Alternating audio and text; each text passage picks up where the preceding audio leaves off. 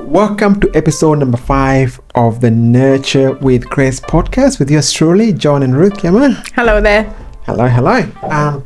In today's episode, we wanted to explore some of the skills that we've learned that have helped us with the autism parenting journey.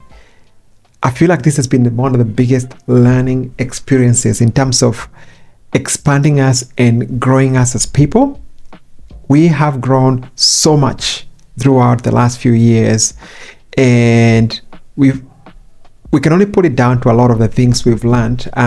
Often, sometimes you will learn a lot of skills, but you forget to really take a moment to really think through, okay, what are some of the skills I've learned, and how can I replicate some of the wins that I've had to make sure that I'm able to be sustainable. So that's something we keep reflecting on. It's like, okay, this worked, this doesn't work, so that we'll be able to make sure that we are able to sort of keep going. So one of the skills we have learned and are learning and continuously learning is emotional regulation and co-regulating with our autistic child.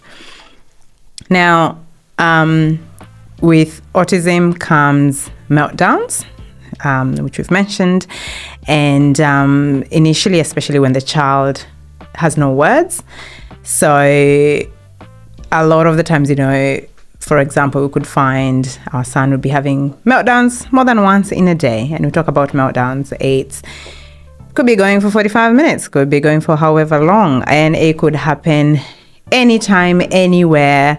And not much control. So you could be having the best time. Lots of examples we could give on that. We could be going on. I think we'll be doing probably specific episodes on this, just to sort of go deep into it. But there is a lot that goes with that because the child is fully overstimulated. They're not coping with whatever it is. Because, sometimes, we talk about lights, we talk about, they feel strongly. Everything for them is a lot.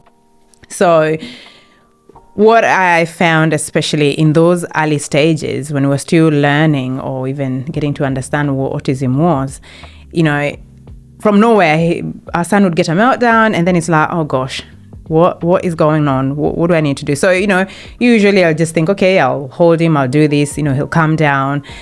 And then sometimes you find, you're doing everything and nothing is working. And, as a parent, it's such a painful moment when you feel like, I can't help my child. I'm here. I'm supposed to be the one person who can calm my child. I can help my child sort of calm down, but it's kind of like, he's just crying. And you're trying to think, what is it? He's fed, he's had this, we had, so you're thinking, what he needs or his needs are met, but he's still going through this really hard time. So it would be initially really challenging. And I would find, for me, at the time, I would really struggle. At the time, I would just do what I can. A lot of the time, I'm just saying, I just want to get him in the car and get him home, get him from that situation. If it's in a car park, it could be in the shops, it could be, you just want to yank your son and run, again, feeling the judgment and everything. Sometimes I just go home and I just feel really sad about that whole situation. And sometimes people are like, I'm not the best parent in here. Why can't I manage this? And I would go through this emotion. So, on the face, if you looked at me, I looked like I was fine. I'd look like, my husband calls me, I'm a poker face. I'll look like I've got it all under control, and I'll do what I need to do, which I guess is what most parents do. You do the thing, act now, feel later. Yeah. So I think that's what I'll do. I would sort of just get through. I need to get through this situation. Like I remember an example where I think I took him to therapy. We finished therapy. So I'd come from therapy, take him to the park, just so he could play. And also at the end of, his therapy session, he just wants to run around and, use up his energy. So we'd go to the park and he would just get meltdowns for some reason. And I remember sometimes it would be like, I'm thinking, okay, let's go in the car. Just, crossing the road was a challenge because, at that time he just can't control himself. He's lost it. And I remember even trying to get him in the car, trying to get the belt on him was, oh my goodness. So I'm trying to think, I don't know what to do to get him. I just want to get him safe. When we talk about belt, we're talking about the safety belt. Yeah, safety belt. No. Safety belt. In Australia, everybody has to have a safety belt. We know there are countries that they don't. So very overwhelming. So I'd find, you've had that, maybe go somewhere else or you do something else, and then you've had so by the end of the day or after I would feel like, oh, this is too much. Like, it's just, I'm just, feel really disheartened and feel really emotional myself. And I'm just like, what is it? How can I fix this? I just want to fix this. I want to stop this whole situation from happening. And it's walking along the journey that, and I think we've mentioned about sometimes even just getting help. And I remember even at one time talking to the therapist about it, a counselor sort of, we were able to just chat about it, and we talked about regulation, and we talked about I need to work on myself to learn how to regulate myself first, so I can actually help my son regulate himself. Because if my son is dysregulated and I'm dysregulated, then there's no one to help either or, and the situation just gets worse. And that is a technique we've needed and we've had to learn, that nowadays, even when he gets a meltdown, I'll still feel a little bit sad at my son. But at the same time, because I have the understanding that he can't help this situation, so I'm just going to try and find the techniques, what I need to do to help him. I might just need to be there. We need to practice deep breathing and exercise, So again, teaching our son how to do that. And sometimes it's just telling him, blow bubbles slowly in and out. Because sometimes initially you try to tell him, he doesn't understand. So what is the easiest way that he can understand that? And it's doing it together. So it's not just him telling him to do, it's children learn through modeling. So I need to do it with him. And also sometimes it's even for me realizing I'm feeling really dysregulated. So I need to do that myself. I need to actually I need to do some deep breathing and exercises before I can respond to him. Or if he's sort of in a hyper sort of situation, hyperactive or whatever, I need to learn to go, okay, Ruth, you need to calm down. You need to just I need to give my space, just a couple of minutes before I respond to him. Because if I don't watch, I react towards whatever is coming from him, or I'll end up just telling him off. I'll shout at him. I'll scream at him, which is the traditional way of parenting. Sometimes you just tell your children off, and it's, and yes, we don't want them to do the wrong thing, but at the same time, that is not coming from a good place. That is coming from me being dysregulated. I need to learn to calm down, and then I'm able to talk to him in a calm state. Because if I can do that, then I'm able to actually help him. And that is a skill. It's a continuous skill. Even now, there's no perfection. It is just keep working on it. It's a work in progress. It's a work in progress. And like I said, as a parent, even when a neurotypical kid, you're constantly getting triggered. Kids know how to push buttons, right? So, so you always needed to regulate yourselves.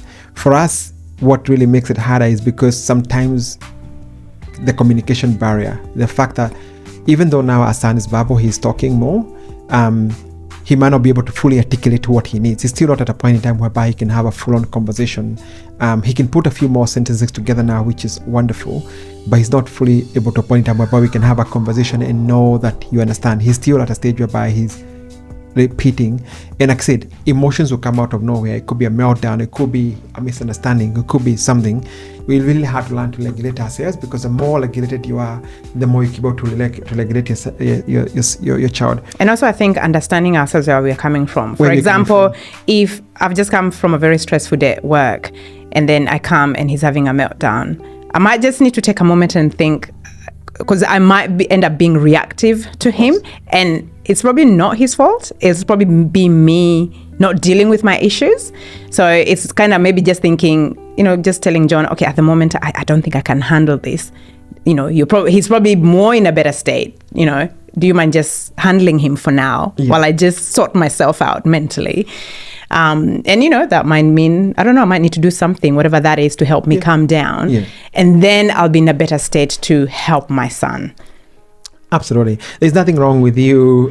We normally say kids need a timeout. Even mom and dad sometimes might need some timeout, and, being able to sort of support each other that way. The next skill that we feel has been really, really important for us to understand is the skill of patience in accepting and embracing the journey. Being a parent is a game of patience. For us, it's been a case of when you are parenting an autistic kid, it's not, your kid is not sick, so he's not gonna go through, get a few therapy sessions and stuff like that, and then he'll automatically be better. This is a lifelong commitment. This is he'll always, if someone is autistic, the way they adapt, they might become high functioning over time. They might be able to sort of develop more skills and capabilities, but they'll always be autistic. So this is not like a short-term thing. So you have to be able to think long-term. And for us, it's kind of been, we've kind of learned to be very patient and have the right kind of expectations of our child. Being able to, for example, learn to celebrate little things. So there's a lot of things that a lot of parents might be able to take for granted. And we're really, really, really happy for you that your kid will be able to sort of go through some milestones. For us, it's something as simple, very, very, very, very simple thing we have to really, really celebrate and acknowledge, and being able to affirm the simple things, because for us, simple things that a lot of parents might take for granted could be huge things. I think that has always been helpful. And I think that those are, I guess what this has happened for us is there's a lot of things that being autistic parent has taught us. Our son has really taught us about ourselves, and it's the same. Every single parent, your kid will teach you so much about who you are as a person, and will teach you so much about yourself, and they'll bring in all sorts of things, including your inner child. That's a whole different topic for another day. Yeah, and like even just, when you're talking about we celebrate little wins. Like I remember the first time my son said mum or mummy, it was like, wow. Because it took a long time. Oh, yeah. So it was just like, wow.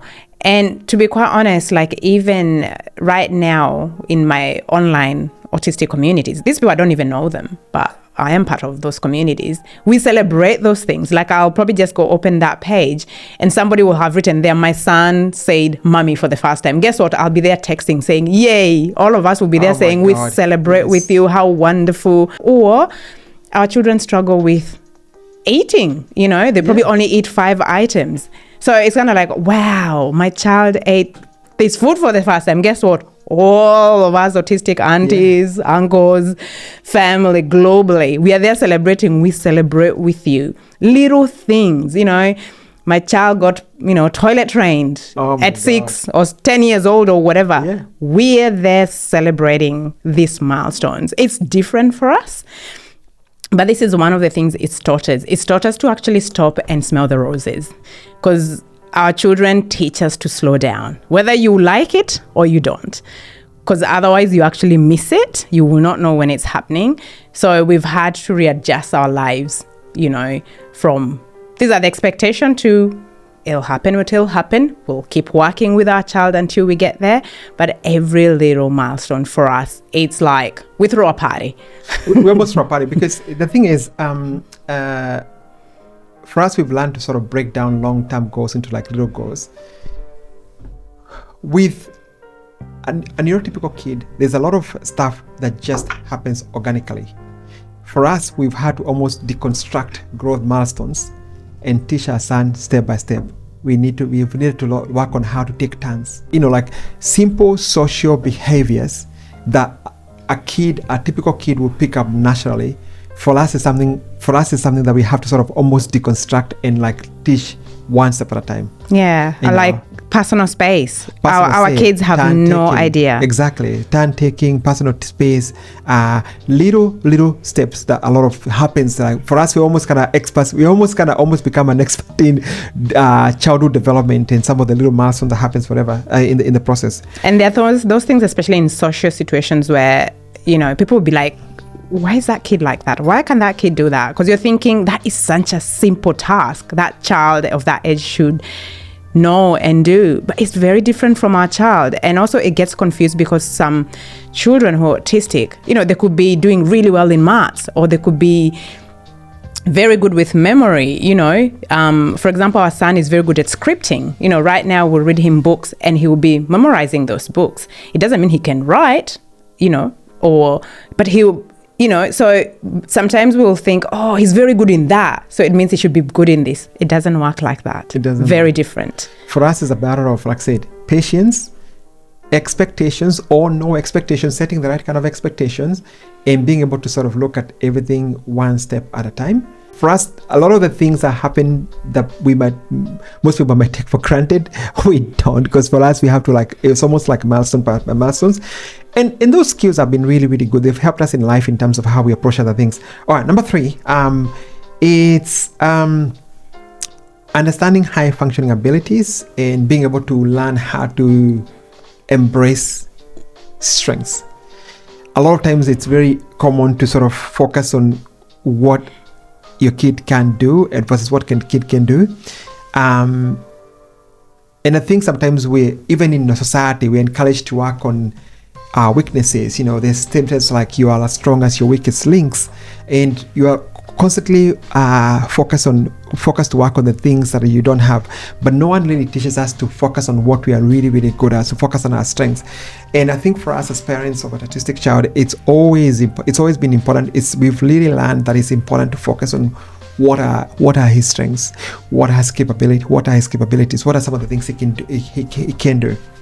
Yeah, and as I mentioned a few minutes ago, so like our son, we've noticed he's good at scripting. So, so when we read books for him, he'll sit there and listen. So, like at nighttime, we started with one book, and then, we introduced a second book, and then somehow, I don't know, I think then he decided, no, he wanted the third and the fourth. So at the moment, we read 4 books at night. 4 books before you go to bed. And it's taxing as a parent. It's taxing. But I'm glad he knows he loves listening to those books, and he will recite them. Yeah, he recites them, and so that's one of the things we've realized. That's a strength he has. Like he'll sort of remember those sorts of things.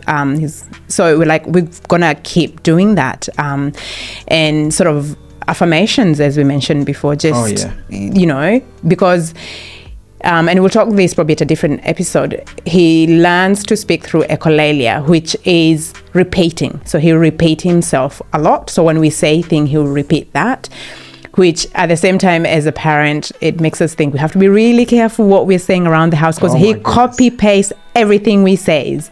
And he loves copy pasting his dad, especially. No pressure. Every single thing. No pressure. Any sort of sudden movement, anything I do, it just copies paste. It doesn't even try and modify it. It just copies paste. No pressure. No pressure for me. So I guess it's also a matter of as part of the point is also maybe understanding his interests, the things he's interested in, and finding a way to engage with those interests. For us, the only thing is obviously those interests keeps changing, because he struggles with focusing on one thing, so he's kind of so you're almost like following around his curiosity. The 4th point that we've learned that is very, very important is emotional projection, and this is something we can hold our kids. So what do I mean by emotional projection? A lot of times we forget that the kids are children, and that goes for all children. Our children are not like a small little mini extension of us. This is a completely different human being with a completely different experience, seeing the world in his own little way. And it's very easy for me, for example, as a parent, I've got my fears, I've got my anxieties, I've got the things that are bothering me, I've got all those things that I'm carrying, I've got the weight that I'm carrying. And it's easy for me to project that on my son and forget that maybe that's not the way he's seeing the world, right? Yes, there is an element of we need to also teach our kids what is real emotions or what is really, really happening. We don't have to filter everything. But for us, we've kind of learned to be careful not to project the way we're feeling. Because sometimes there are times when we feel really, really overwhelmed and we worry about the future and we worry how it's going to go that. And that can affect in terms of how the kind of opportunities we're offering him, or whether we feel helpless and we start pulling away from things we should be doing. So it's really, really important to not project our emotions. Another thing that might also happen is sometimes we might start overcompensating, right? So we feel, oh, my poor child, my poor this. And then we start, instead of giving them an opportunity to try things, we start overcompensating by doing this, or sometimes, okay, I'll tell you a good example. Sometimes there are times when I feel really overwhelmed about something, and it's easy to forget that I'm the one who's overwhelmed, not him. So I might be overcompensating by doing things, or maybe he does something, maybe my kid does something, and I start thinking, oh, could it be this, or could it be that, or could it be this? No, he's fine. Like, if he's presenting something, he could be presenting a behavior, or he could be having a meltdown. Sometimes it's not something to do with me. And what happens is, if I'm emotionally projecting, he'll have a meltdown, or he'll have some sort of a tension. It might not be a full-on meltdown. It could be like, he could be just like expressing some sort of dysfunction. It could be, and because I've already got all those emotional pent-up emotion that I've carrying, I can project and start thinking, oh, is it because of this? Is it because mommy is saying this? Is it because of mommy that? And before you realize, now you're projecting your own fears into your child, right? No. This child is seeing the world in his own way. A lot of what is going might not have to do with me as a person. His own little world, seeing things in his own little way. So I have to sort of step aside from what is going through my head and start to come down to his world and saying, okay, what's going on, kiddo? What is happening? Okay, come talk to daddy, whatever it is. And sometimes it might just be he might need a bit of a hug. He might need to be comforted. But I could go on a wild goose chase. Is it because mommy is this? Is it because daddy did this? Or maybe it's because of this. Maybe because, and we start to come up with all these things, and the kid's probably thinking, what's wrong with my parents? Right?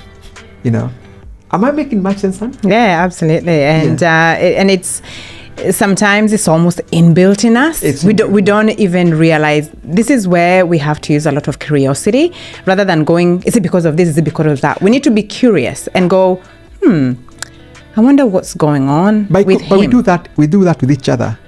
You know, I could find you sitting there silent at the end of the day, and I'm thinking, what's going on with my wife? They just think whatever.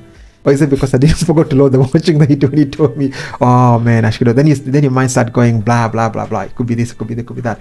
No, it could be like, I could come into you, it's like, hey honey, you look really exhausted. What's going on? And you could be like, oh, I tell you, man, I had such a tough day at work, and this happened, and this happened, and this happened. And then you realize whatever you think was about you wasn't about you. No. This is a completely different person with his own experience. Yeah. And so a simple question of, I mean, and our children might not be able to answer that, but just sometimes even just, I mean, nowadays we just try like a word or two, and he might actually tell you it's this or that, or even just offering different opportunities for him might actually help with that situation rather than me thinking, oh, it's because of this or because of that or because of that, which ends up being a whole big story. Or like maybe he starts crying and I think, oh, maybe he's hungry, maybe he's this. Yes, I have to try and find out, but I shouldn't make an assumption this is what it is. Yeah. Sometimes when you cry, you know, we do ask him, hey, what's happening? Are you feeling big emotions?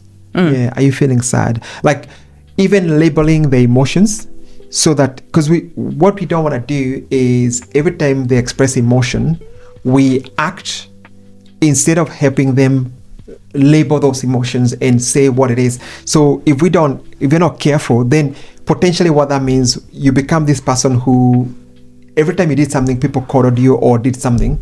So then you grow up and then you become this person who cannot express themselves and say, oh man, I'm feeling really sad, I'm feeling really overwhelmed. You just act and do things, and then people are supposed to sort of guess, like you know, it's like those people who feel threatened or feel insecure and they yell or they do something like that.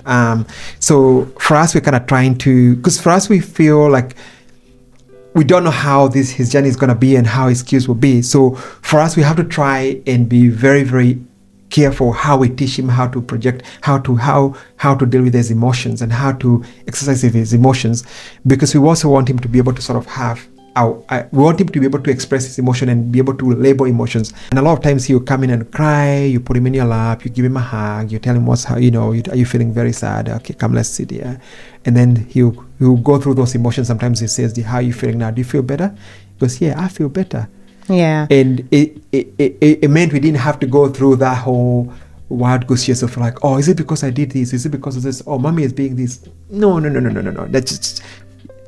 Yeah. It's not about us. Yeah. It's not about us. I know I've belaboured that point, but it's not about us. But it's a big point. I kind of just feel like it's an area I feel most of us haven't developed that part. Yeah. Just because, a lot of the time, I guess life is survival.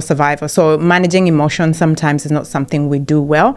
And a lot of the time, even in the society, it's like, you're supposed to just be happy. So sometimes if you're not aware, we can just, even with our children, go, be happy, be happy, be happy, be happy. But no, it's okay for the child to be sad. And it's okay even for us to be sad. Yeah. Like, it's actually okay to feel the emotion and actually get to know the emotions. I'm glad in childcare and all these places, they teach the children to label all the different emotions and learn all the different, because sometimes we don't even get to know what our emotions are. So it's okay to actually go, okay, Ian is feeling sad. It's okay. I don't have to tell them you need to be happy. No, it's okay. You're feeling sad. Okay, let's see what's happening there. Oh, you're feeling angry. Okay, you're feeling frustrated.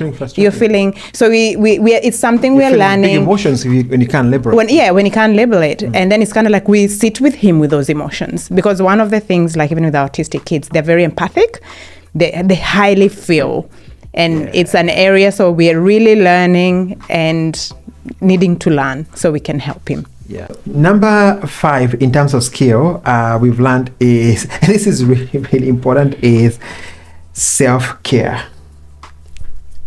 Yeah. Learning to look after ourselves, because this parenting journey is tough. And being able to set aside time for us to look ourselves. And like I said, I know that not everyone else will be able to have the luxury of doing this whole self-care thing, because, like, we're very blessed the fact that we're still here as a loving couple. We know this. We know that being parents of an autistic kid, this is something that does drive families apart. And we know that there are people who are doing this on their own, right? And it's really easy for this to become all about the child. And we're very lucky that our child is developing and growing and building more capacity. We do know that there are parents who have kids with more complex needs than our kids. And it's easy for your life to become all about your kids. And if that's happening with you, we totally get it. We really, really do totally get it. But what we were trying to say here is, whatever it is, your version of self-care, it could be, for example, being able to sort of take a walk. It could be a case of like what we do sometimes, where we are like, okay, divide and conquer, you do this, I do that. Or it could be a case of like setting aside a time for ourselves. Yours could be just be, it could be as little or as much as you are able to do. So I don't want to give a very blanket rule, but I think it's important to sort of take time to do some sort of personal care, whether it's like, self-care, whether it's like, for example, for us, catching up with your friend, like, how you said you caught up with Gina. I remember at that time when you're really feeling really overwhelmed, and you went and caught up with your friend Gina, and you came home and you're like, oh, she looks lighter. For me, catching up with the boys and having a chat. So having whatever it is, whatever version of self-care you have, I think it's very important to sort of have some sort of a practice, as much as you can. Yeah, and sometimes it might be maybe for the single parent out there, maybe you're somewhere you don't have any support or anything.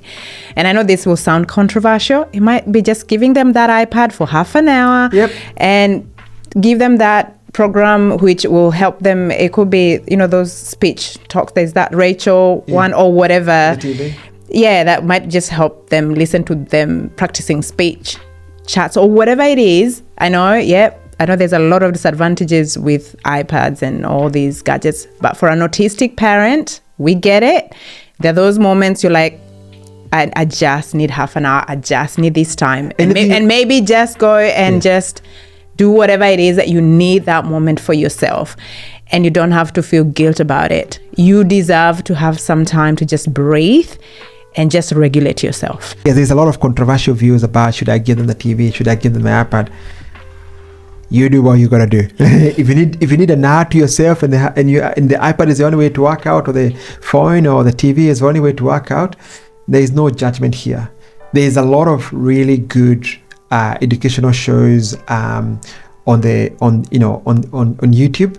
And some of them have been really, really useful. Like, you look at some of the stuff that our son watches, about dinosaurs and different types of... He has actually learned a lot of words, just because some of them, they're repetitive. And because he learns through repetition. So he repeats. He's learnt a lot.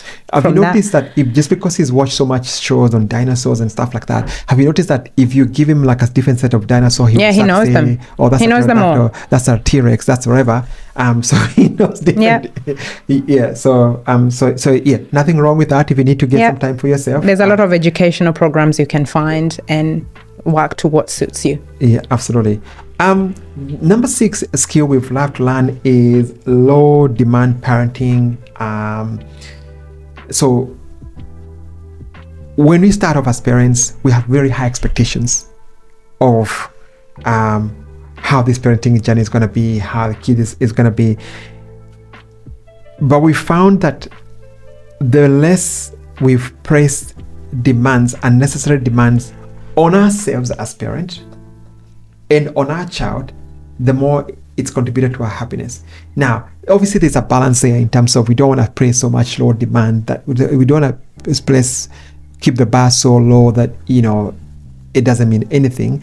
But it's simple things like now, for example, before we got married, we always used to have a very tidy house. My wife is very tidy. Me, work in progress. I'm work in progress. I'm improving. But our son loves to sort of take cushions from the chairs and put them on the ground. He likes having his toys everywhere because that's how he feels safe. That's how he likes to engage. And for us, it was a case of like, oh my God, we don't want to have people come to our house because our house is going to be messy. Yeah, it's clean, but messy in terms from a sense of everything is everywhere. But we would take the stuff from the floor, put them in the child, and then you put it on the ground again. And then that would be a cause of meltdown or conflicts. And you're like, at some point, you're like, whatever. So it's a case of like, for us, it's learning to adjust our expectations. When my son was born, there was expectations I have of how life was going to be for him, what kind of person he was going to turn out. I had expectations in terms of how my relationship with him or how we were going to connect. When my kid is at this age, we're going to go camping, we're going to do this, we're going to do that, we're going to do that. And we have all those dreams. Now for me, it's a case of like, now let's see how we go. What are his capabilities? What are his interests? Instead of setting those expectations of what I want of him, it's a matter of like looking at what is good for him and setting expectations that are in line with what he's capable to do at this stage. Because a lot of times we might expect him to be doing this and then he's not doing that. And then you sort of start to put so much pressure on a child. That's been a very, very important lesson. And I think some of those things can have actually carried on in my own life because it's changed the way I expect from people, the way I expect from you as my wife, the way I expect from other people in my life, and the kind of expectations that I bring to people, noticing that different people have different capabilities, different people have got different priorities in their lives, and not kind of setting the right kind of expectations for them.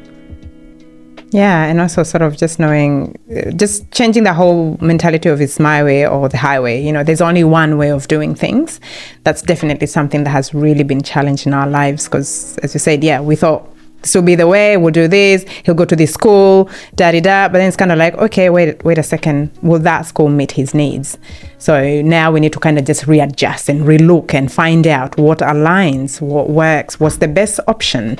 So it's learning that and just knowing that's every step of the way, that's how we'll be looking at things. We had these plans, we'll do this, we'll go this, but will that align with what we need to do? So adjusting our expectations. Awesome. This one is actually very important, number 7, which is positive reinforcement, encouraging the desired behaviors. It's actually funny. This is something we've learned with our son, but the more I listen to podcasts, I do listen to a lot of podcasts on business. I do run a small business. This is something that is being preached even in corporate circles, whereby if you want your staff to do things in a certain way, reinforce the things you want them to do as opposed to always telling people off.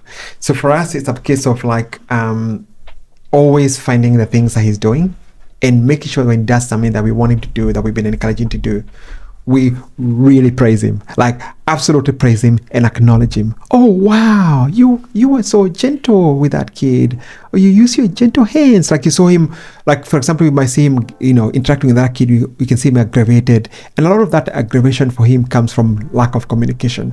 Get him getting aggravated, then you see him and we say, hey, use your gentle hand, and then he'll be like, being very gentle, and he'll be like, oh, we're so grateful, use your gentle hands. Or, he did something, or he did something as simple as, like, for example, every time he eats food, we like him to put the plate away. It's like, oh, good on you for putting a plate away. You're really helping mommy and daddy. Like really finding the things that we want him to do and praising him, acknowledging them, and saying more of that. I think the other point is, and this is really, really hard for us. Instead of saying to him, don't do this, don't do that, don't pour, hey, make sure you don't pour the thing on the ground. Trying to say something along the lines of, like, make sure you hold the cup really tightly so you can keep the drink inside. And that, for me, it's something that we're constantly trying. We don't always get it right. Like constantly telling him what you want him to do, not the inverse, not like doing the inverse things. Oh, make sure you don't, hey, careful, you don't fall down, careful you don't do this. It's kind of careful. It's more like a case of like, make sure you hold on tight so you can be able to stay nice, so you can be able to stay in place. Like, it's saying what you want as opposed to speaking in inverse and praising what he's done. When he does something, acknowledge it and praise it. And especially because our children, their communication skills are challenged. So your neurotypical children, they might just get it and all that. Our children do not understand all those idioms and all those. So like using that sort of inverse language is actually not helpful to our son. He doesn't get it. He takes things as he literally whatever you say, he takes it that way. So for us, it's something we're having to learn, because as a society, we're so used to just don't do this, stop. We're just used to, that's the universal language, and neurotypicals get it. If you do this, you get banned. And yes, so we try and yes, we use consequences because that's the way he learns, but it's more try and encourage what you want to see. So we are having to constantly learn, and we get it wrong many times. Many times. we have, and especially, I'm tired, I'm from wherever I am, maybe work or wherever, and you just want to get onto things. You don't have a lot of words. You don't want to, it's just like, oh, stop, don't, and then have to stop and think, oh, that's not going to achieve the outcome. I might scare him to get what I want, but that's actually not useful. So constantly learning. This is important. Structure and routines. Routines. And I think that goes across the board for just about every single kid. Obviously, autistic kids, they love routine. Have you noticed even simple things like when you read him his books, there's an order. He goes through 4 books every night. You read him 4 books, and there's an order in which you read them. There's the first book, the second book, the third book, and the fourth book. And routines are very, very important. And I guess for him, because a lot of times, because he doesn't have the vocabulary to say a lot of things, routine gives him predictability. Routines give him some sort of confidence and some sort of control of his world around the world. Yeah, even the way we do activities, so it's whether it's eat, get rest, brush your teeth. We try and keep things to those routines. And there was a time when he was much younger, we would have to leave parties at a certain time. So we had him home at a certain time so that he can sleep at a certain time, because if he didn't, then we had lots of issues. And it was hard even for, people to understand why it's like, it's time to go. Sorry, guys, we got to go. Because routines. So, yeah, and when things are not in routine, you can tell his body just doesn't work. It doesn't just work really well for him. But when there's routines, he feels safe, provides safety and comfort that he knows this is what we're doing. And telling him what we're doing, it's actually really helpful for him. Yeah, having that structure is really, really, we found that having that structure is really, really important for him to be able to know, to be able to have that, to be able to sort of feel that sense of control. This one, this final point is, and by the way, I know we've covered a lot of points, and some of these points almost deserve their own episode. We're probably going to break some of these things into individual episodes over the course of time. Today, we just wanted to give you a bit of like a big giant overview of everything, and then maybe we'll start to break some of these things into episodes. The number 9, and like I said, we're still learning. So these are some of the points we've learned. Number 9 is consistency. We've learned to be very, very, very consistent. Why? Our son learns by repetition. So the way we do things, the way we say it, the way we say things is very, very, very important. Like being very consistent in terms of like the one is what we're doing across the both of us. Because you know how it's like. Kids know how to play parents. They know I can get away with this from mom and I can get away with this for dad. And if we're not consistent, the two of us, that then he knows how he can play. They know how he can play. We can play both of us. Yeah. So using the same voice. For example, if dad says no, I will say no. You know, and it really doesn't matter. I mean, unless it's something, because you know we have aligned values. But you know, sometimes there's those little things that we might, you know, I might just think, oh, not a big deal. Dad might think it's a big deal. But for the sake of our son and the consistency, we will have to be on the same side so he doesn't pick sides. So that is something we have to work on, which means we have to work on our marriage, our relationship, so that we are always on the same page. And our son will not say, oh, this person is there. And yes, we're different. Female, male, we're different. We're very, very different. And there are times when he will prefer certain things. Like now, for example, sometimes he'll come home and says, no, but I want mommy. I want mommy. Really, it's most likely it's normally I love mommy. And then sometimes I just gotta say, no, mommy is a little bit tired, so daddy do it. Okay. But I want mommy. It's like, no, daddy do it because mommy is a little bit tired. So then he kind of starts to know that what needs to be done will be done. It doesn't have to be done by mommy, because it's easy for me to just say, okay, let mommy do it. And then, you know, then she ends up being slaving away in the house. And there are times when we have to weigh that, because let's say, for example, simple things like, for example, if he's very, very emotional, he might want mommy to do certain things. And maybe simple things like, for example, if you feed him and he's had a full belly, and he gets emotional and starts crying, then all of a sudden we know that all that food that went to the belly is going to end up in the floor. So there are times when you're like, okay, mommy's a bit tired, but if he says mommy, and you know this is going to end up being a full meltdown, we have to weigh it down and see, okay, I do not want to end up with a full belly of food in the ground. But I think from a terms of consistency is being able to sort of say, if we promise that this is the consequences of something, then those consequences need to happen. You say, okay, buddy, if you're not gentle, if we're not using, we need to use our gentle hands when you play with other kids. Otherwise, if you're not using our gentle hands when you play with kids and toys, we might have to go home. And he says, no, I don't want to go home. But if it does that another time and it continues to persist, you might like, sorry, buddy, we might have to go home now because we said we told you to use your gentle hands and you haven't using your gentle hands, so we're gonna go home. So it's being able to sort of say, if I say this is gonna happen, then we need to follow through. It cannot just be we keep saying that, we keep pointing out consequences and then those consequences do not happen. Otherwise, you start to think, yeah, whatever you say doesn't count. It doesn't really count. So, and we've had to do that in real life. We've been to places where, you know, things have happened, and you know, places where we were enjoying ourselves and he was enjoying himself, events, and you know, same thing. He's done something maybe to a child, and we've said, no, you have to use your gentle hands. We've said, if you don't, we will go home. You know, we've given him 1 or 2 times warning, and then we've actually had to leave. We're like, well, we said we're gonna go home, so we're gonna go home. Now he'll go home kicking and screaming, but he knows we followed through. And sometimes he'll learn. He'll start walking up, whatever, don't push. You start talking and say, don't push children.